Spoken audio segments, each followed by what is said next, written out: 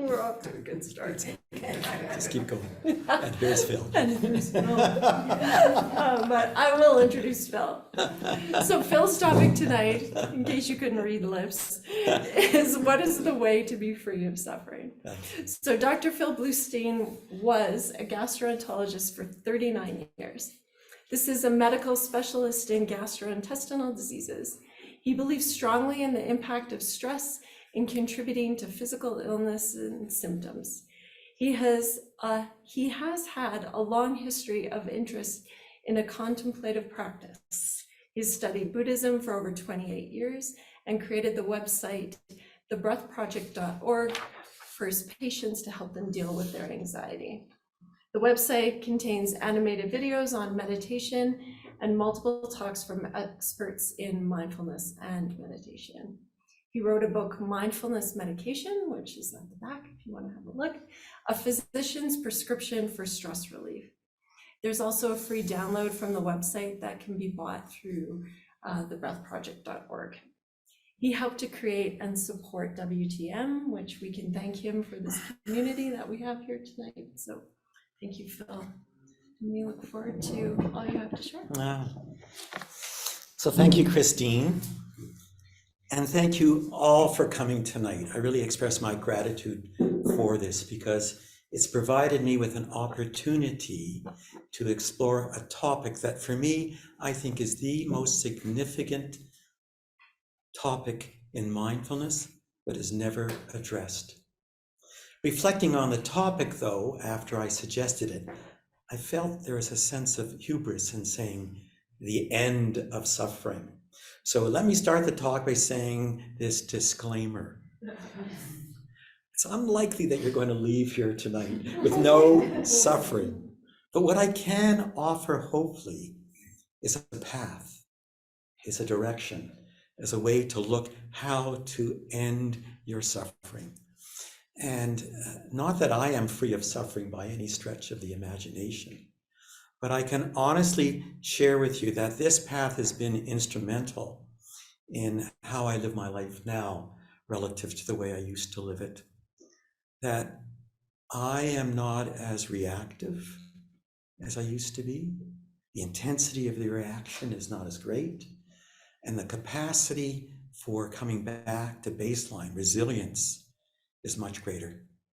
And I believe that this is through the path, and more importantly, it is through insight into understanding how we create our suffering. So the Buddha talked about suffering and the end of suffering. And I took his teachings and I did what he said. Don't believe what I tell you. Explore it. Does it work for you? Great. If it doesn't work for you, change it to make it work for you. So I would invite you to listen to what I have to say tonight. This is my truth. This is not the truth. But if you can find some benefit for yourself in what I have to share with you, then you've left this evening with some benefit. And even if you leave this evening without any of this having an impact, I still think there's some value in having these ideas resonate through your mind. The Buddha taught about the 4 foundations of mindfulness. The first foundation was awareness of breath and body, sensations. But we humans are never happy with what is. We always need to do something with it. So the second foundation is the foundation of what was called Vedana, feeling tone. Was something pleasant, unpleasant, or neutral? This is not emotions. This is feeling tone. And this may reflect our inherent negative bias. We're all animals instinctively at heart, and we have a drive for survival. And so knowing what is pleasant and not going to harm me is absolutely invaluable to staying alive and surviving. So what do we do with what is pleasant, unpleasant, or neutral? If I like something, I want more of it. And if I don't like something, I don't want more of it. So what do we do with what we know? Approach avoidance, greed, hatred, desire, avoidance, aversion. So we are with something. Is it pleasant, unpleasant, neutral? Do I want more or less? And this is why we suffer, because we cling to a sense of self that wants more, that's always in resistance to what we experience. And the bottom line is, all conditioned phenomena is impermanent. If you make it up, it's not going to last. It's going to change. It's going to end. And the self is no different than anything else we encounter. We create our reality. We make everything up inside here, not from what's outside there. So how is the self created? Well, the Buddha talked about what was called dependent origination. Everything is dependent upon something else to come into existence. So what does that mean?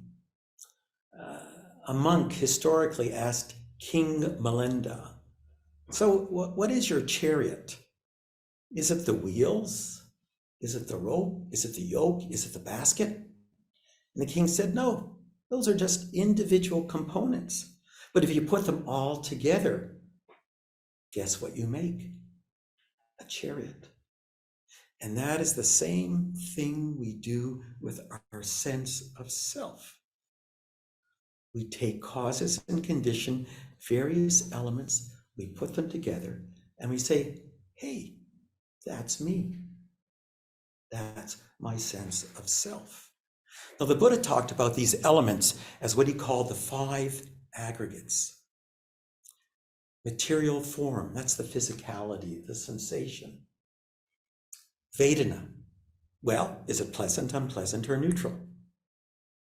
Perception, that sensation, that's a chair.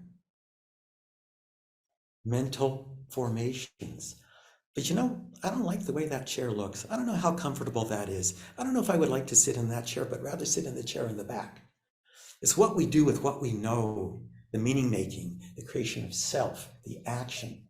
And finally, consciousness, to be aware of all those different parts coming together moment to moment. So the Buddha was amazing.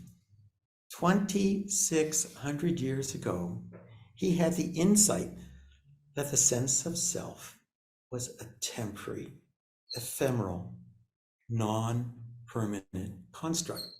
That's unbelievable.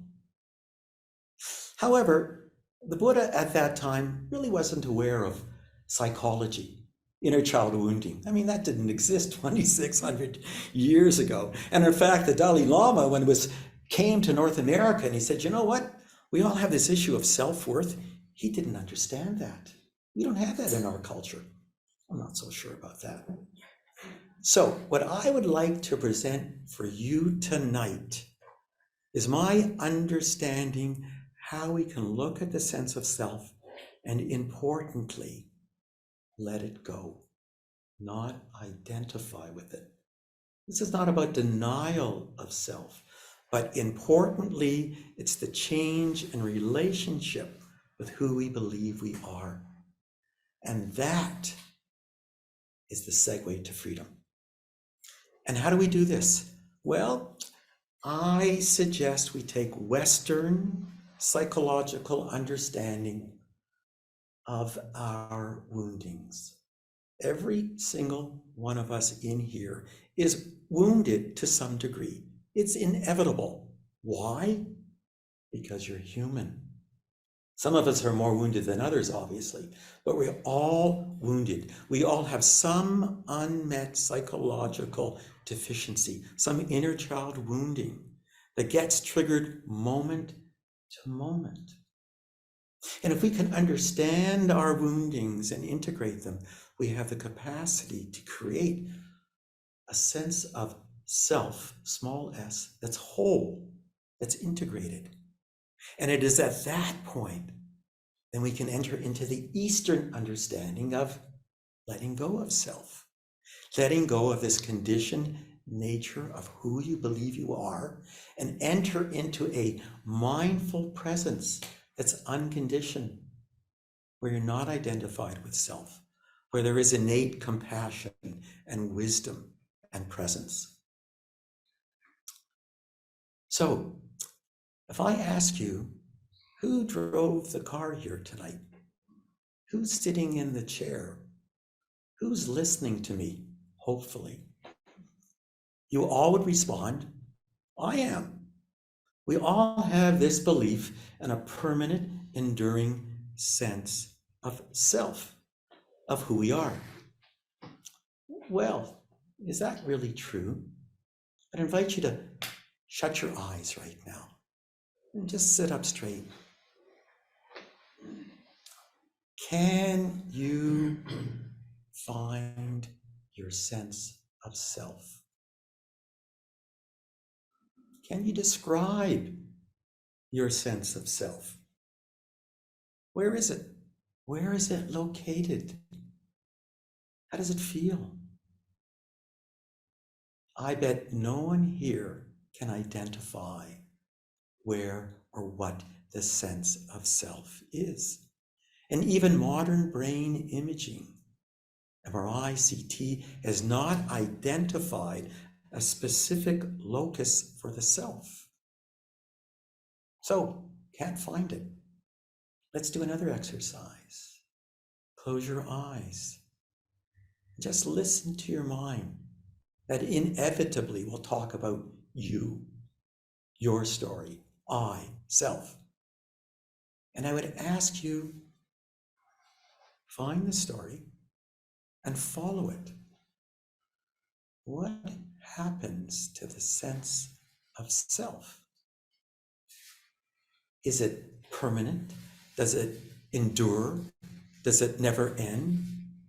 And if you follow carefully your thought about your story of self, inevitably what will happen is that the story will decrease, the story of self will end, and you will create a new story of self.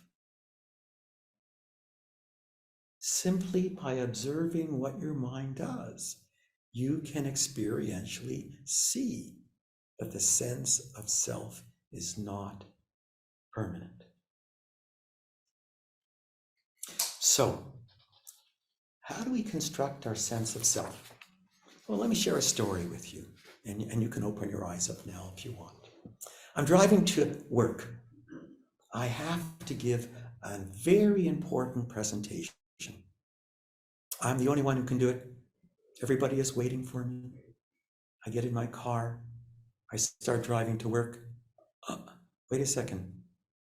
We're all stopped.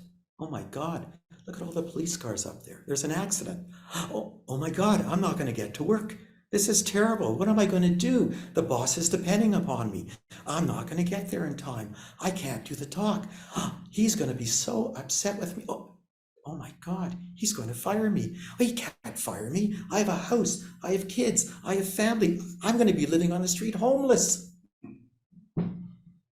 Does your mind ever create stories like this? Maybe not that dramatic, but stories about what if rather than what is.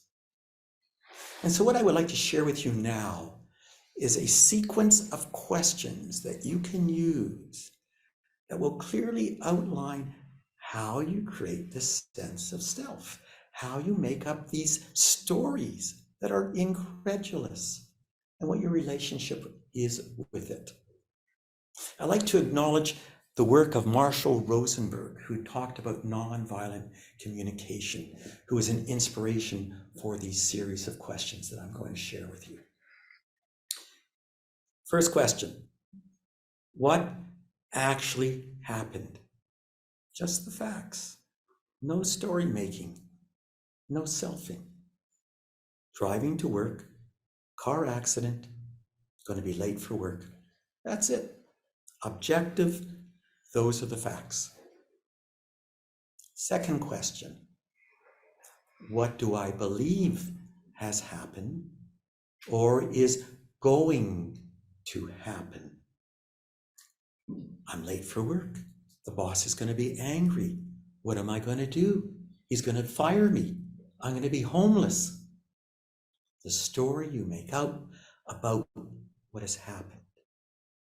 Number 3, what do I believe this means about me and why? This can initially be taken from what is an adult present moment perspective. I'm irresponsible. I'm a poor worker. I can't be trusted. I am terrible. But more importantly, and which is often not recognized, and which is really the kernel, the crux of self-formation, is how do you view the moment from your inner child perspective? In every moment, we monitor what our sense of self does. Oh my God, I just said this. I can't believe it. That's the worst thing I could have said to all these people. They think I'm going to be bad. We monitor what our sense of self does moment to moment. What do we compare it against? We all have a belief system that we have created about who I am and how I should act moment to moment. We immediately judge. Has the sense of self acted in a way that is congruent or incongruent with my belief system? Similar to that feeling tone of pleasant, unpleasant, neutral, right, wrong, good, bad. If it's something that's been done that I like, I want more of it. And if it's something that has happened that I don't like, I don't want more of it. So what do? We then approach the congruency or incongruency of the self with the feeling of approach avoidance. I want more of what the self has done. Are you kidding? I don't want that sense of self. And then what we do, interestingly, is we create a sense of self appropriate for this moment in time to compensate for what I have perceived as my inadequacy in this moment. When I become aware of the fact that I'm going to be late for work, it no longer becomes knowing that the sense of self is late for work. No, this self is really sticky. The self now takes ownership of the knowing. It now is, I know that I am going to be late for work. Subject, awareness, knows object, self. It's self, knowing self. Boy, that self gets around everywhere. And the reason why we suffer, because we own this sense of self. This sense of self that has a history of inadequacies, of deficiencies, of wounding, of not being good enough. And I become my sense of self. And I own all of that. And I suffer because of that. And why does that happen? Well, it's all because of the belief of who we think we are. We come into this world, we're small, we're defenseless, we're vulnerable. We look to our parents. My God, they need to take care of me. I figured this out. I better be good with them, because if I'm not, and they get rid of me, I'm gone. When my parents are upset, I take responsibility for that. What is it that I have done that's made them upset? I'm not good enough. I'm not kind enough. I'm not smart enough. We take those deficiencies on as defining our identity. And the way our parents treat us, this attachment with them, also shapes who we believe we are. That it is our inner child relationships with our caregivers that is instrumental in defining our belief system. That's not the only thing. It's very important, but socialization, later onset trauma, obviously also plays a role. So the bottom line is, none of us escapes childhood trauma. We're all wounded to a degree. Unfortunately, there are people who have significant physical, emotional, and sexual trauma that terribly wounds them. But all of us, to a degree, have some sense of trauma, of perhaps not being good enough. So let's go back to this example of me driving the car. What was my adult belief about who I am? I'm trustworthy. I believe I'm a good worker. I believe that I work hard. I'm here not to cause troubles. I'm here to please and appease others. I need to be perfect when I work. Okay, where did that come from? So what about my childhood belief? So I came from a home where my mother ruled the home. It was her way or the highway. So what do you learn? Please and appease mother. Be invisible. Have no demands. And simply be perfect in order to be loved. So can you see that in that example of driving the car and being late, from the adult perspective, you betcha, I'm a bad worker. But from the underlying childhood perspective, I made a mistake. I'm not perfect. And really importantly, I'm not lovable. And that is way more significant and way more important in defining how you are in relationship with each moment that you live. And unless that we are willing to bring awareness to this, to investigate it, to understand it, we will continue to live our lives trapped by our personal narrative. This is a subconscious story that holds us tightly and does not allow us to live a life that we truly deserve. So I'd like to do an exercise with you right now about our belief system. And I would invite you to sit up straight, close your eyes. And first, from an adult perspective, how would you define yourself?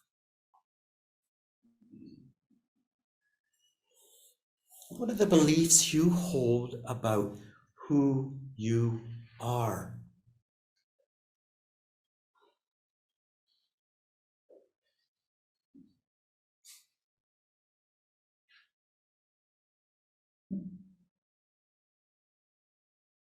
So what are your weaknesses? And what are your strengths?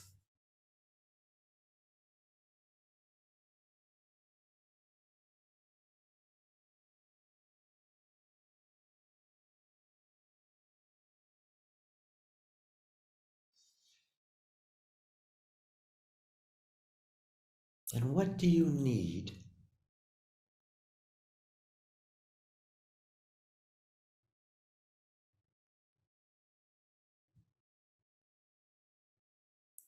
And why do you need this?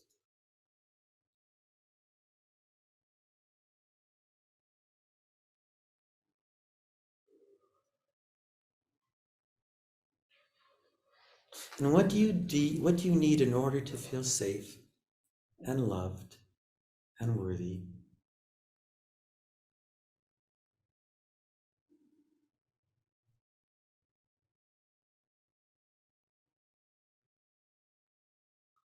And how do you act to obtain this?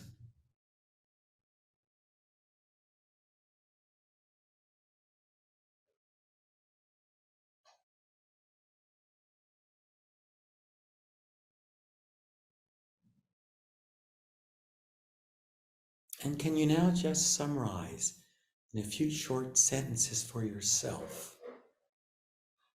What is the belief system as an adult? What is it?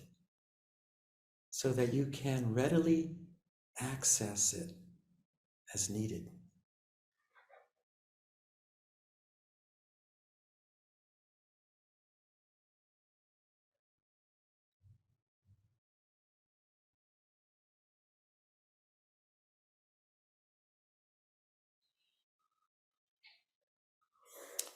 And now let us explore our child beliefs. And I want to preface this exercise about being careful. That if you think in any way bringing to mind a childhood memory could trigger a trauma, then don't do this exercise. So again, I'd like you to sit up straight in your chair, close your eyes. If you could bring to mind your childhood.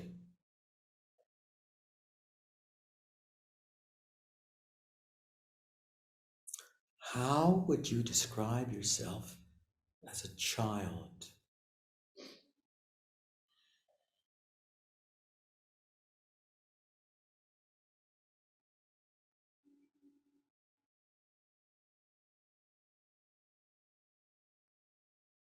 And what did you believe about yourself?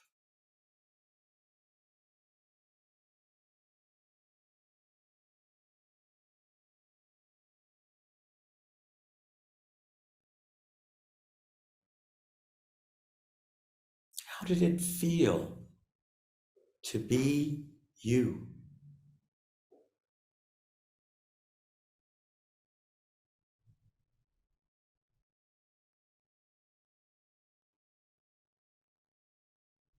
And what did you feel you were deficient or incomplete in?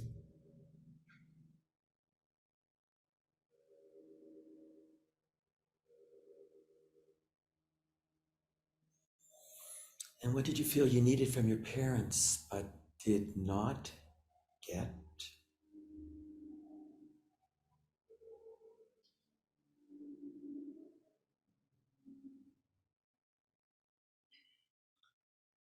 And what did your parents want or expect from you?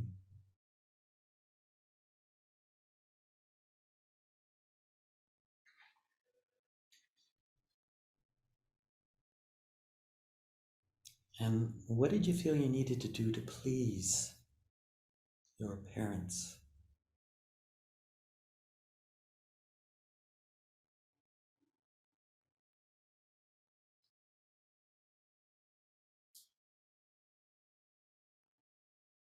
And what did you need in order to feel safe or loved or worthy?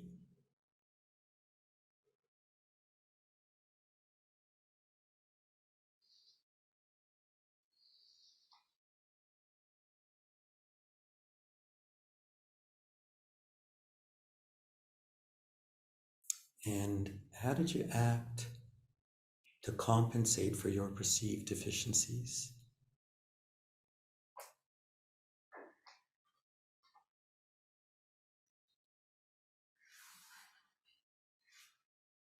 And can you now summarize in a few short sentences for yourself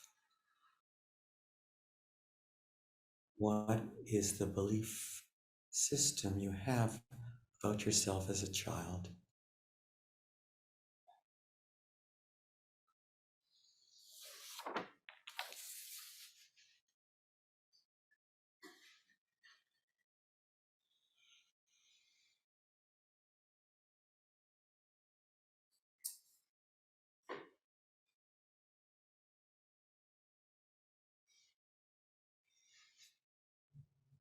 And can you see a similarity between the belief you have as an adult and the belief system you have as a child?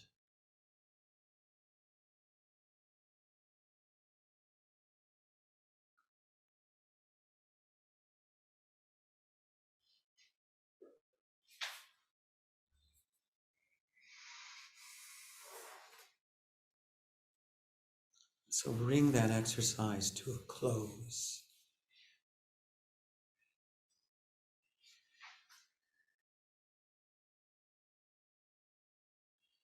And maybe we just might open it for some feedback briefly.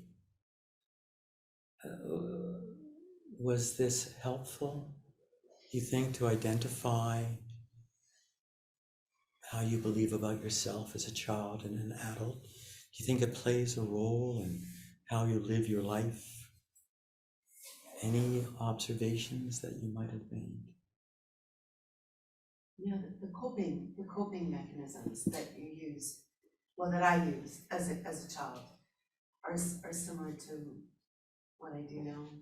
Yeah, thank you. So the comment was coping mechanisms and the similarity between being a child and being an adult. Thank you. So you find that perhaps the way you respond to what goes on in your adult life is the similar strategies you used as a child to deal with Yeah, anxiety. yeah, actually quite, and it's, yeah, Yeah. I didn't realize that I do that, but I do, yeah. Do you think that might help you in terms of understanding what goes on in your life? Yeah, I think so, yeah. Yeah, I think so, and why I do it, right? Why, because as a kid, I used to daydream, right? I escape, and as an adult, I still do. You know, except it's more detrimental as an adult. But that's To do that. It's, unless you're writing it or something, but typically if you have work and. that's a very valuable observation, to see how what we did as a child is what we do as an adult. We're these 30, 60, 80-year-old people running around with 4-year-old minds. We think we grow up, but any other thoughts or reflections?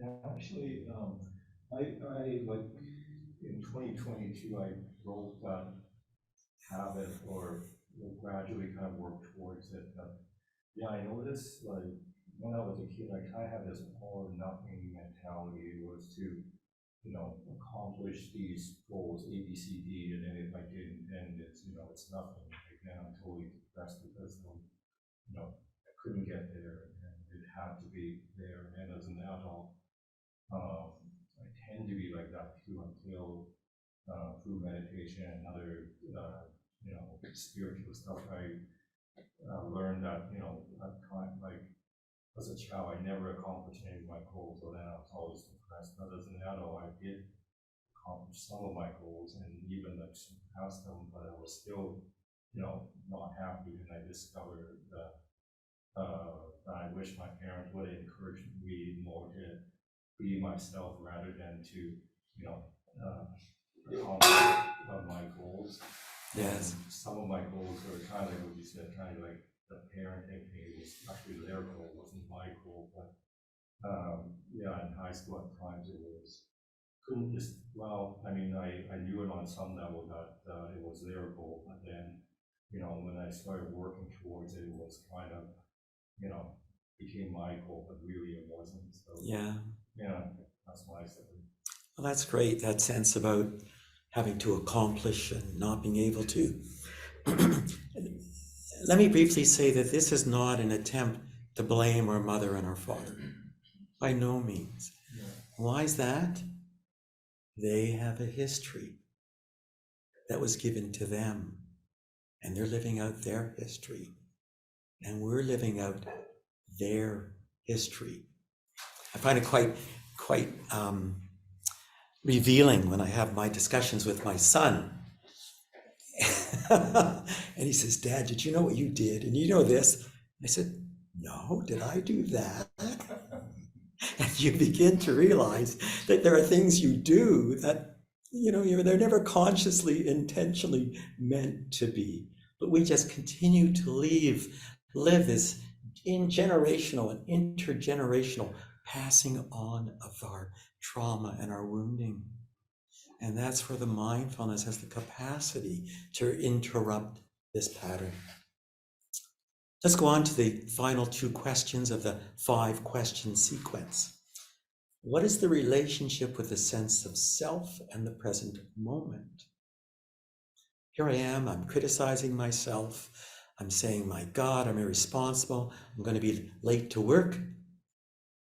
What do? Oh, this is terrible. I'm in resistance to what is present. I'm not open and accepting. And I identify with that sense of self. I'm not non-identifying.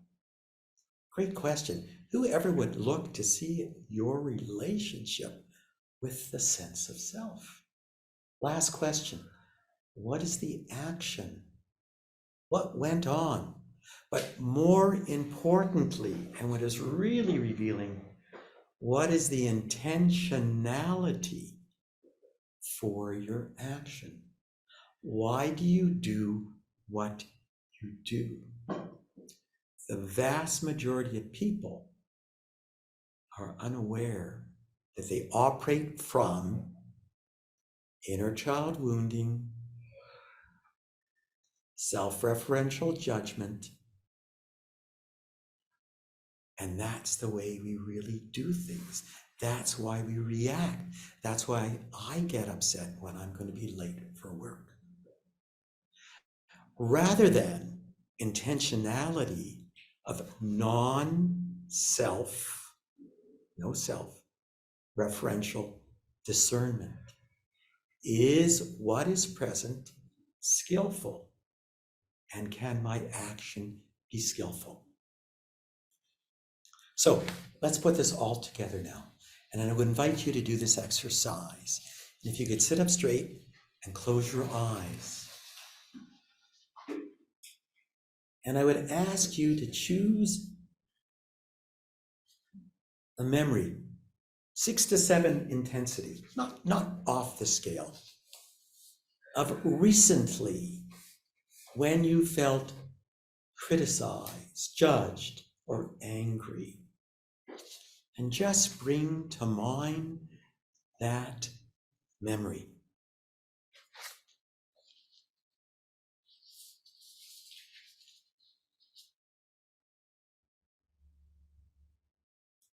And does everyone have a memory that they can use?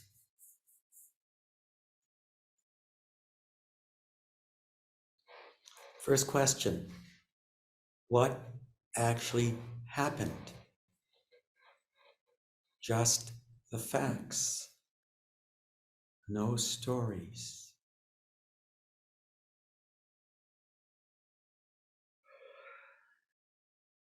Second question, what do I believe happened or will happen?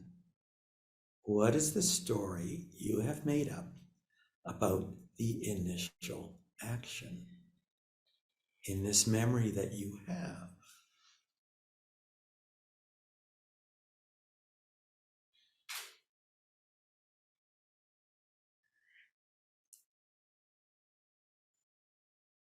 So what do I believe this means about me as an adult?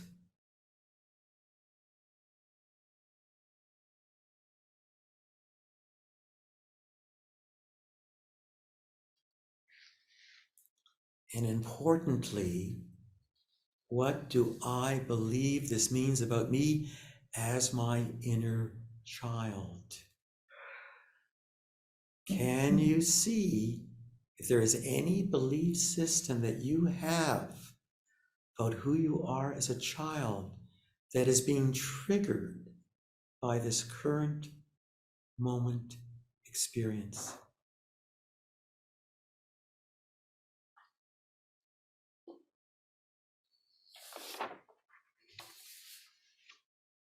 And so what is the relationship? Are you in resistance or open? Are you identified with the self or not?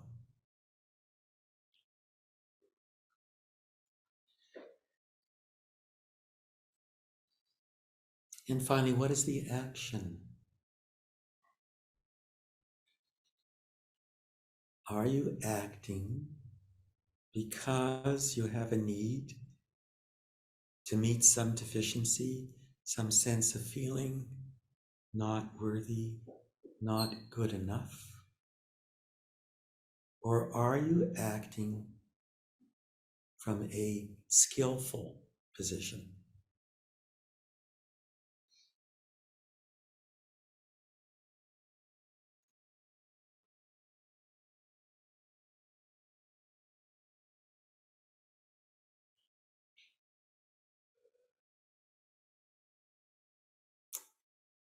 And we'll bring that exercise to a close.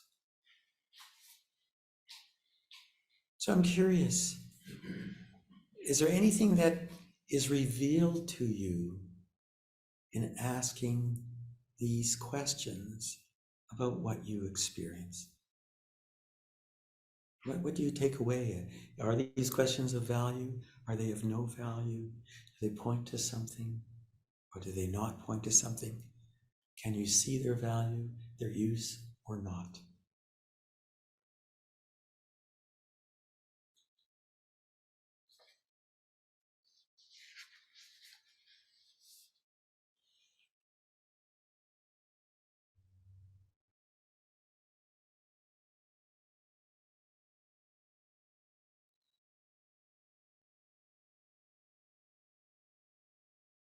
I find it frustrating because I don't like the idea of being ruled by a 4-year-old. Can you see yourself in asking these questions, how you are ruled by a 4-year-old? Yeah. We also have a Oh, you are? So it's cool. It's cool. I am ruled by a You are ruled 4-year-old by a 4-year-old. and the previous one.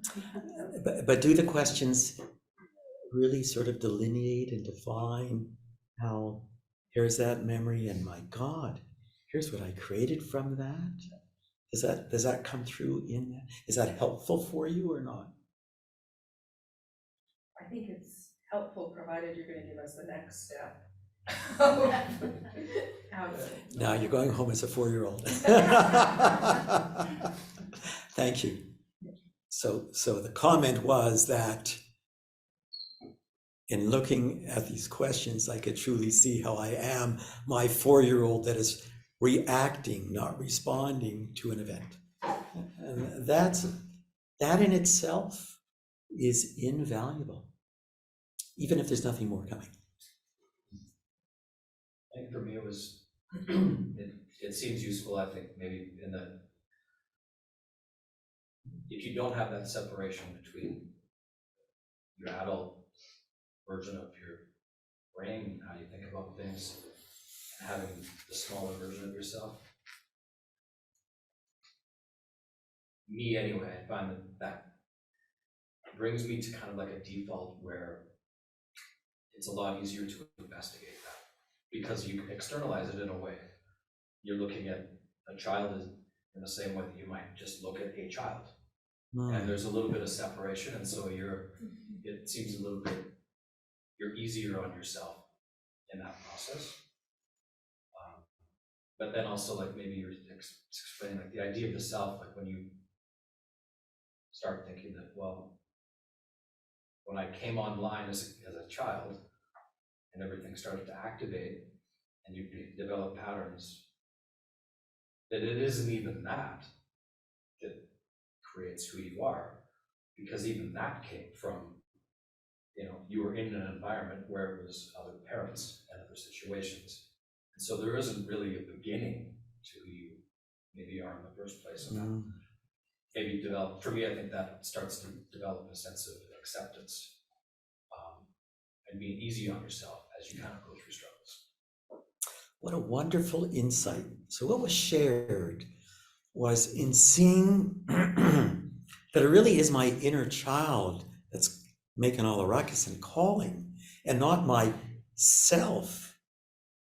There is that capacity to externalize what's going on and offer a degree of compassion.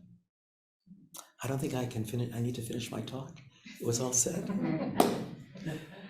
Let's go on, but that was a beautiful insight and a beautiful conclusion to the value of these questions. Because in doing these questions, exactly what you shared, we have the capacity to see how I can take this innocuous event and construct a story that is bizarre, unreal, based on the need for my inner child to feel safe and loved and worthy.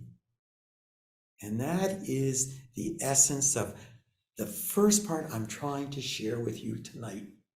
Because these questions provide an opportunity to see insight into how we create our sense of self, how we create our sense of reality, that then gives us the capacity to step back, not identify, externalize, and offer compassion. In asking these questions, you have to step out from being the sense of self in order to witness and observe what is happening. And in asking the questions, you disrupt this thinking, ruminative mind. You're giving it a new task. It's like giving a bone to a dog. And in giving your mind a task, it creates a pause. And then you have the possibility of responding skillfully rather than from this subconscious, automatic, autonomous, spontaneous way your mind works. So how do we actualize this practice?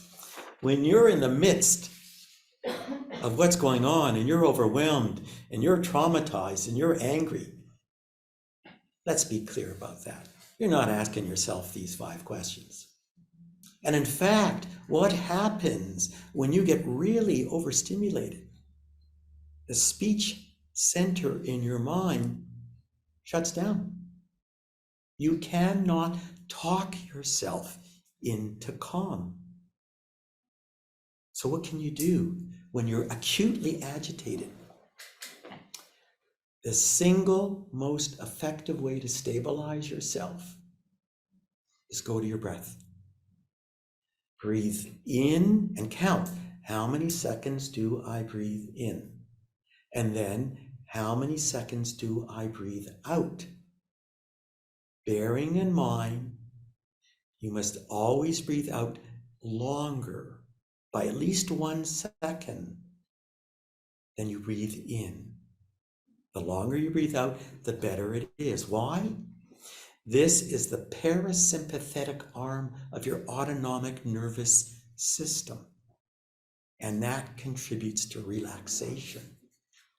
The longer you breathe out, the more relaxed you can be. And ideally, if you can stay with your breath and keep breathing until you calm down, that's the best thing you can do. Otherwise, breathe as long as you can.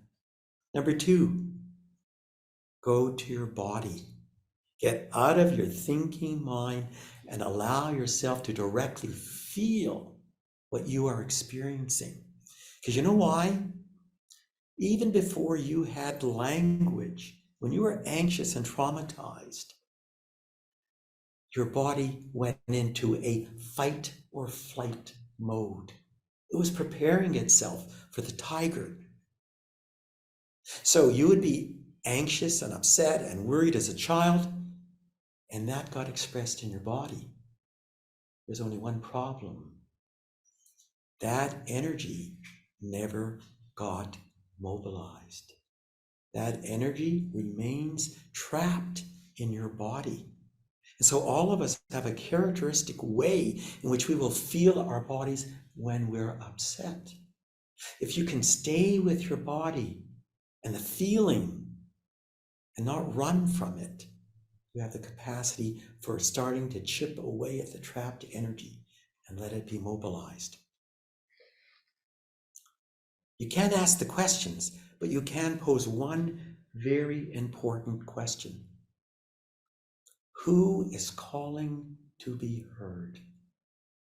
It's a great reminder, exactly what you said. This is my inner child. This is my 4-year-old. It's not my adult that's doing this. And that gives you the possibility of externalizing who is suffering and the capacity to offer compassion to your wounded child. And here's what happens ultimately. If you have a repetitive, reflective practice of coming back, seeing how you construct your sense of self from your wounded child, there's a shift that occurs. The sense of self that's really strong and sticky starts to weaken. Awareness that's owned by the self doesn't get owned by the self as much. So you have this movement, self-weakening, non-self awareness increasing. So you have the capacity increasingly to hold what is present. And ultimately, if you do this often enough, what comes to mind is, oh my God, I've heard this story 1,000 times before. I find for myself, what happens now is that at times, myself says, okay, let's go through the characteristic trope that I have. I'm terrible. How could I have done that? But you know what's happening? That sense of self that is criticizing is just words. There's no energy. And I'm just listening to words floating through my awareness. And I think we have this capacity, if we understand our stories, to transfer intentional insight into just spontaneous knowing of what is present, and there's nothing you need to do. So how do you do this? Well, I would suggest you establish a reflective meditation. You go through the sequence of 5 questions for a chosen event that has happened that day. Give yourself time and repeat. Time and repeat. And in doing this, you begin to know your story and you begin to let go of it. Importantly, this has to be a committed, repetitive exercise of going through the questions, and you slowly begin to disentangle. So what's the path? We start with self. I'm here, I'm upset, I'm angry. I'm going to react the way I've learned to compensate my whole life. That's the way we all start. But then we can bring a little bit of mindfulness, insight into what is going on.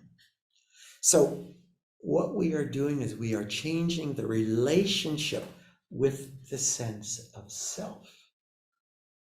This is not about denial of self. Let's be clear about that. The self will continue to be constructed throughout our life, hopefully with less frequency and less intensity. And the self serves a utilitarian function. It's not I or you or this person. It allows me to communicate, allows me to function in the world. So this is not about eliminating or denying self. It's allowing me to be in relationship with the sense of self. And that is key. And ultimately, we come to a place of no self. What does that mean?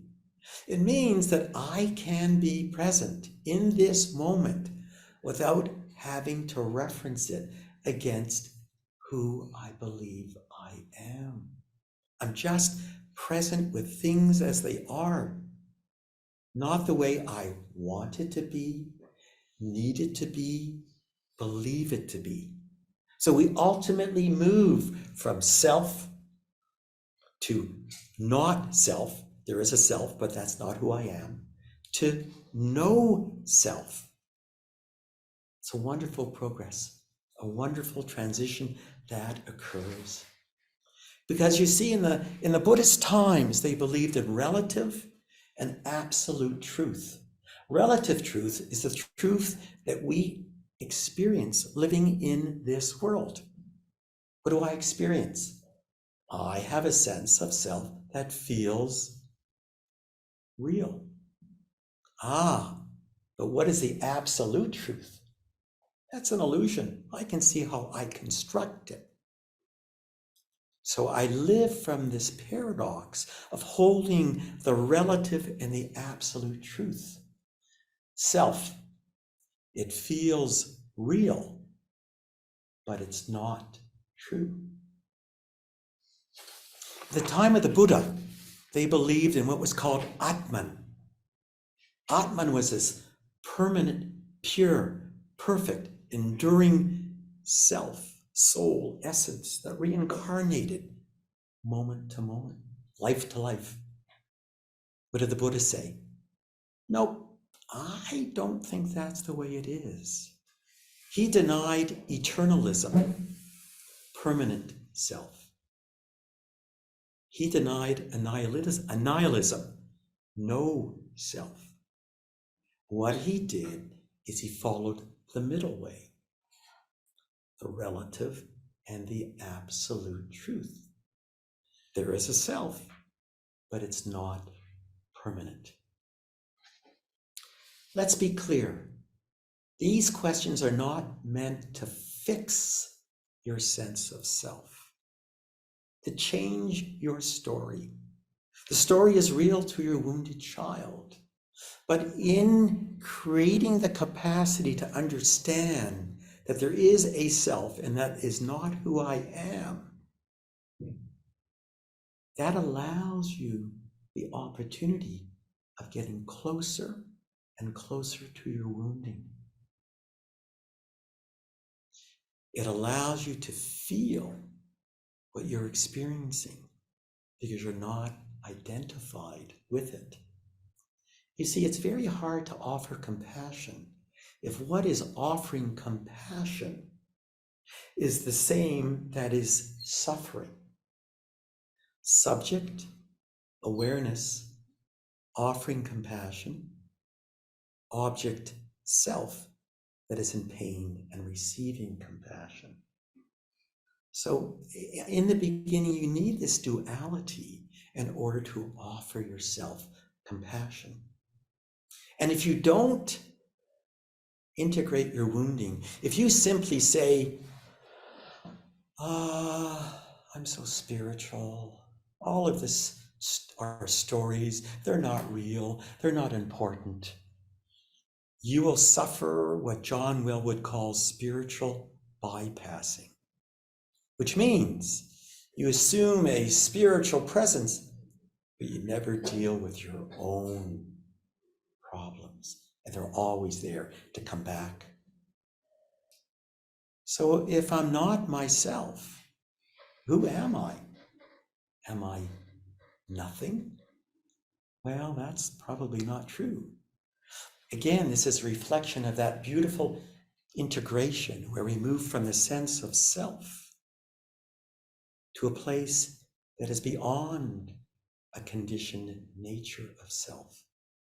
And when we enter into that unconditioned space, it really is this sense of innate compassion, of wisdom, of joy, of presence. Because you see, here's the problem in owning a self. I, you. There's a real separation. There is a real boundary that we create. And that's what hinders the capacity to be connected. So when we start to see that the sense of self is made up, that we are all similar, this is what allows us to open to interconnectedness, interdependency, and compassion for one another. So the ultimate goal in this path,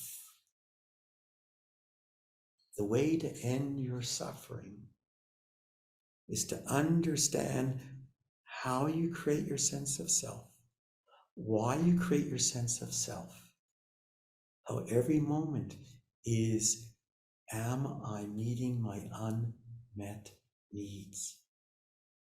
And that freedom comes from understanding the self is a construct, and not identifying with it is the segue to freedom.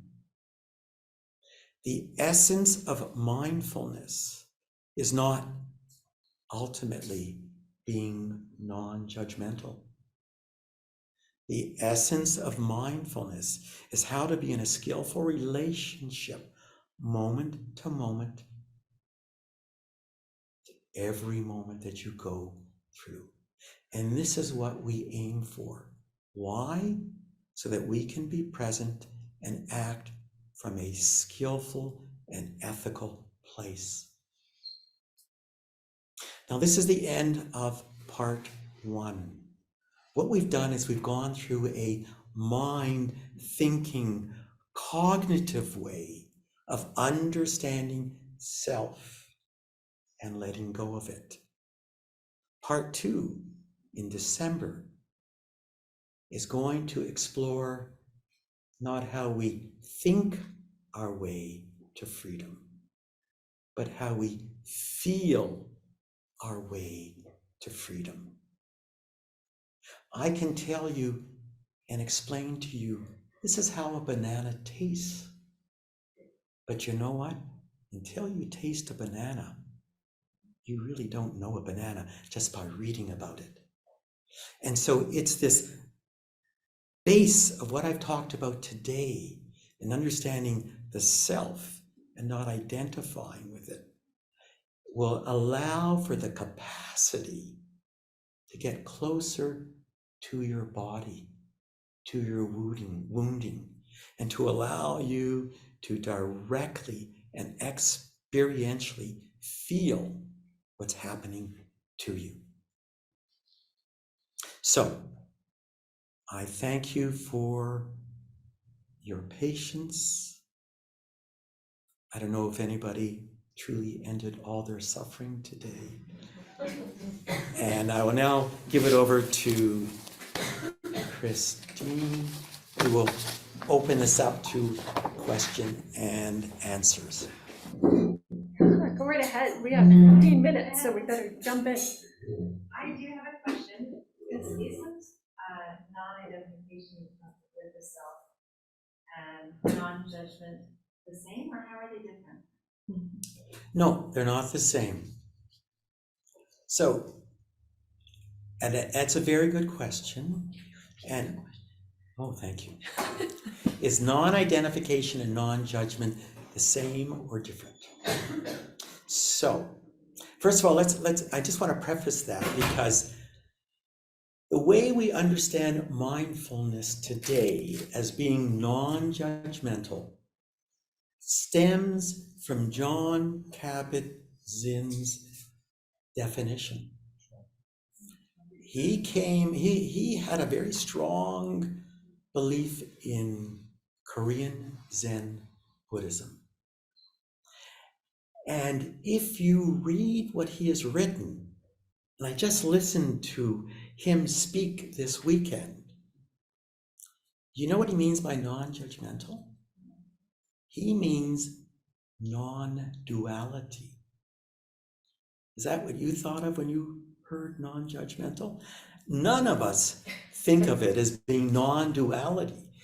It really is his Korean Zen Buddhist practice. Now, Buddhism historically was what was called Theravadan, and then it went into Mahayana Zen. When you look at historic Theravada Buddhism, it was very, very strong in terms of discrimination, discernment. Is what is present skillful or not? Is that judgmental? Certainly evaluational, isn't it? Yeah.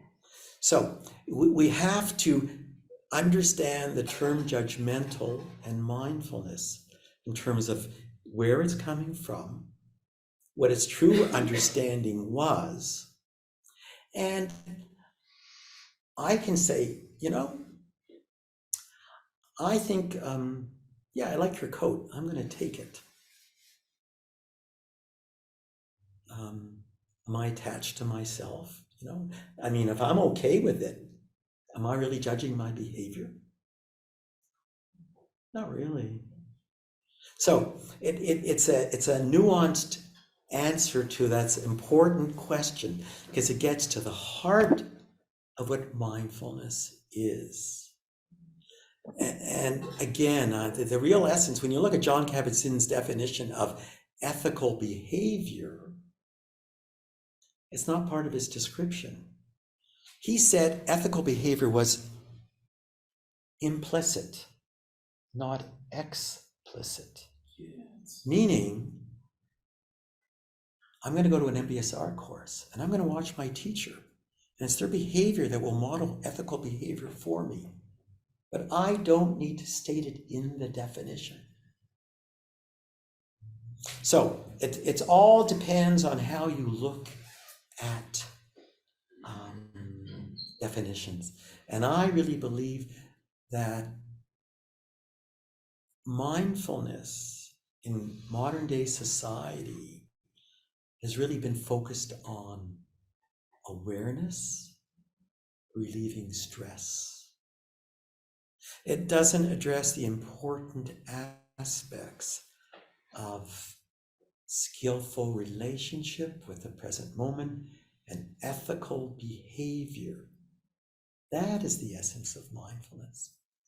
And the key to get there is not about just being non-judgmental. Not to say that equanimity is not non-judgmental, but the essence is through not identifying with the self. That's the way I see it. Is that okay? Yeah, no, definitely. And so similarly to non-attachment, not attaching yourself to that belief of the self and being able to, separate the relative self to the absolute. Yes. Yeah. Yeah, that's a good point. Because it's that problem of attachment. And I don't really think it's attachment to the object. I think it's attachment to the sense of self. You need a self that says, I want an ice cream, right? Like, who wants the ice cream if you don't have a self? So I think the essence of, the Buddha originally talked about attachment related to rites and rituals, views and opinions, sensations, and self. Those are the four things you attach to. But the essence of attachment is to self. And that's the segue to freedom. Thank you for your question. That was a really good one. Dr. Phil,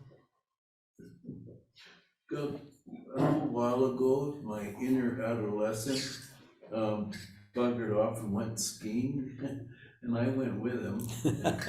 I don't feel any guilt or a sense of responsibility. Could you repeat the 5 questions, please? So the first one is, what actually happened? Yes. What do I believe happened or will happen? Yeah. What does this mean about me as an adult and as a child? What is my relationship with the moment? Identify or note, resistance or openness? And what is the action? And in particular, what is the intentionality for my action? You're welcome. And this will be on the website if you've missed the question or. So is the second part of what you're going to be doing in December, is that are they treated as two words? Are they treated as things that can be done as separate pieces? Or do you take these 5 questions and what you've learned cognitively into that process of, you said, experiencing things emotionally, like how you feel about it and stuff? Yeah. Because they're very distinct, right? Yeah. So, so what's going to happen in the second part is, the first part is this understanding of how we create the sense of self. I screwed up. How can I offer compassion to I that screwed up? We're too closely identified with it. The second part is really going to look into a strategy of creating an anchoring image that externalizes what is suffering, the 4-year-old. In other words, can we create an image of either when I was 4-year-old and I have a specific memory when I really felt traumatized, or my 3-year-old grandson? And it's a technique of being able to use anchoring imagery as a way of replacing the sense of self to be able to offer compassion. Okay. So similar, like the John Kabat-Zinn idea of that, rather than considering that if it's anger, that I'm an angry person, I'm feeling anger, that instead kind of thinking it's in a different way, that anger is showing up for me, right? So kind of like separating an emotion from, like that's kind of like a further separating of a self to the things that we feel. Is that the idea? It's trying to externalize what is in pain and what is suffering within you as this wounded child. Because it's much easier to bring compassion to a wounded child than it is to me. So that's the essence of the next talk, because that allows you to then directly feel what is going on in the body. And it's only by directly feeling what is happening can you let it go. It's kind of hard to let go by thinking about it. It helps. And I think we get to a place at times where we denigrate our thinking mind in contemplative practice. And I think that's a mistake. I think it serves an important function, but I think it's the integration of the two that's really powerful. So part 2. Stay tuned. You all have 11 months of homework. But you've given us so many great things, Bill, to think. And if we work with that, I mean, there's a lot to be discovered in the practice. Like what you were saying, coming to the observer self and actually recognizing, so we can bring compassion, so we can bring kindness, we can be skillful in how we respond. Like that is the distance, and even what you were talking about in using the breath to have a pause, to actually come to that part of even actually how you expressed it, that non-self presence of space to actually respond when self comes on. So that brought me to a question for you, Phil, is how does non-self express for you?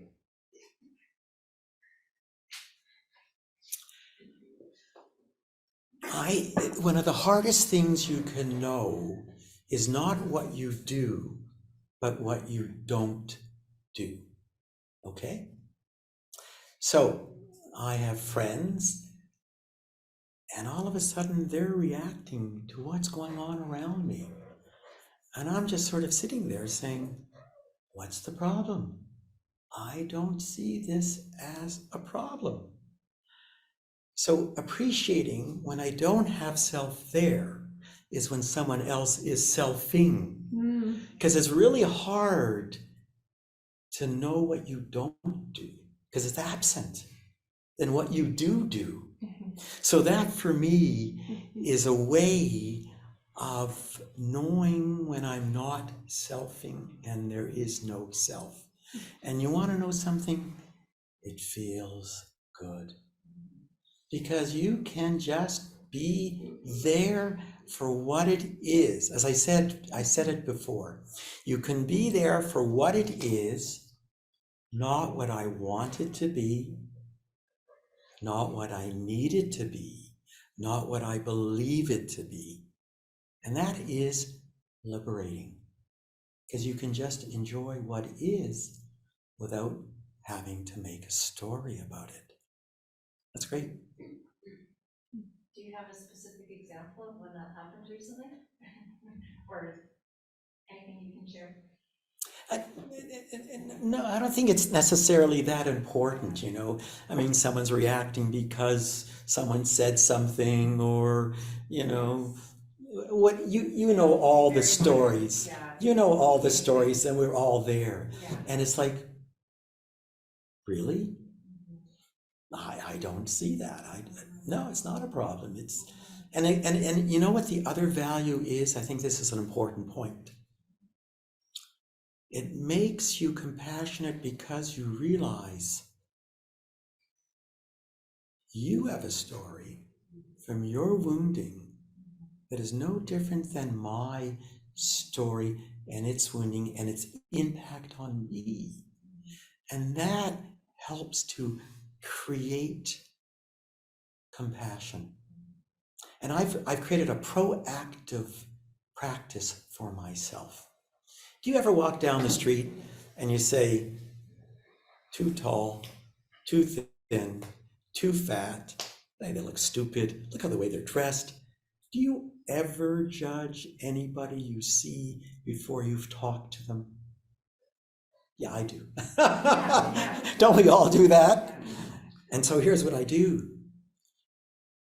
The problem is we're all subconsciously reacting to what is happening before we're conscious of it. This brings up the whole issue of free will. I interject. I'm walking down the street, I see somebody, and what I instantly say is, what's their story? What's their gift? How are we interconnected? How are we similar? What I do is I sabotage my thinking mind. Or if I'm out in nature or somewhere, because you know what we do, right? Rainbow, seen that one. Ice cream, yeah, I've had that before. What is present? That's what I say to myself. So you have a way to proactively bring yourself into the moment and get beyond your thinking mind by asking these questions. And so I like doing that with meeting people, because, listen, we all judge. Maybe survival, right?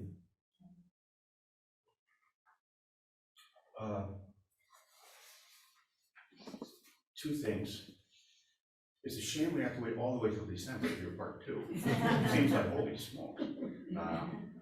And thank you very, very much. I really enjoyed what you had to say. And I wonder what your thoughts would be on,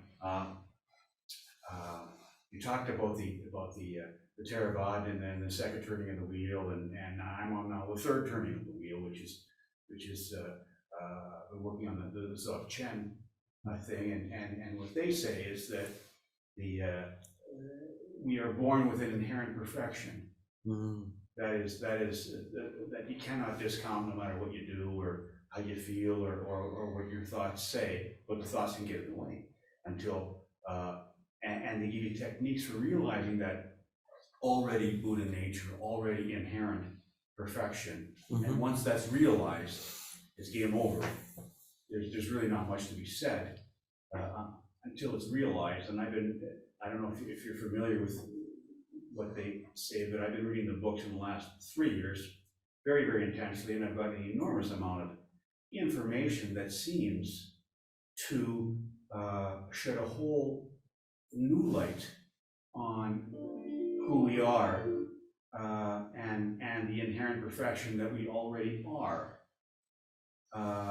without having to do anything about it. I'm not discounting anything you said tonight because it's extremely valuable. But I just wondered what your thoughts are on that.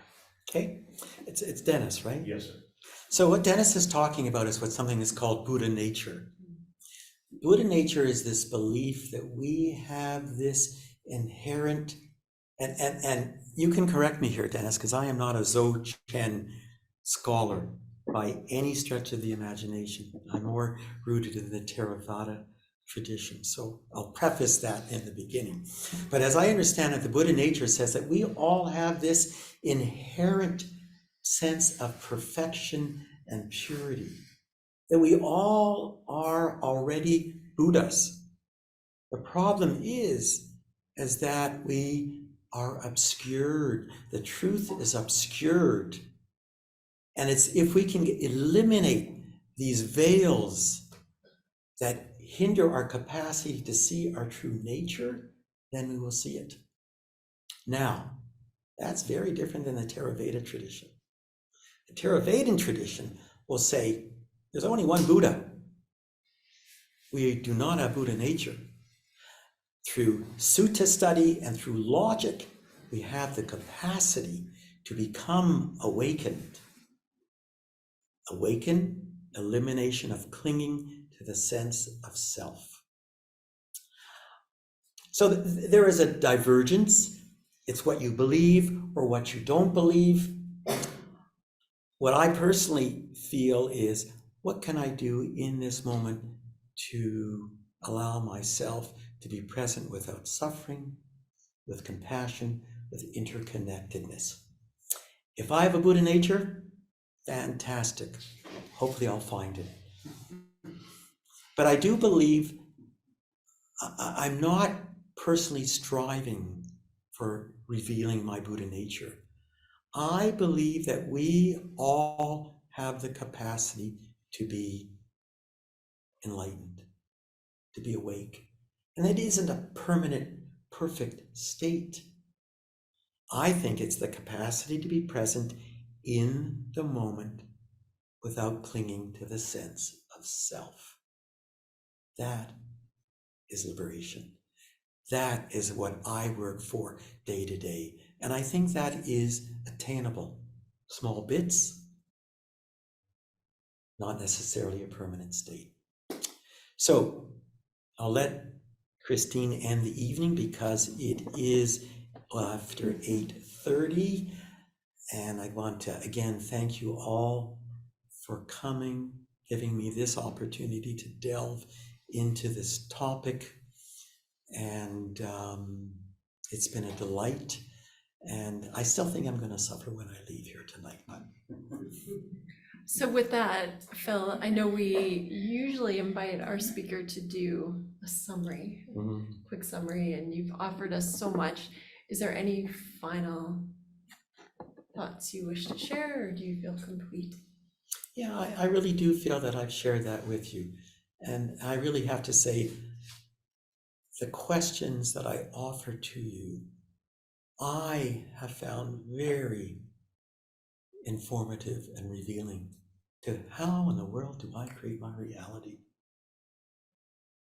And to be able to see how my inner child that is wounded is triggered moment to moment. That's invaluable.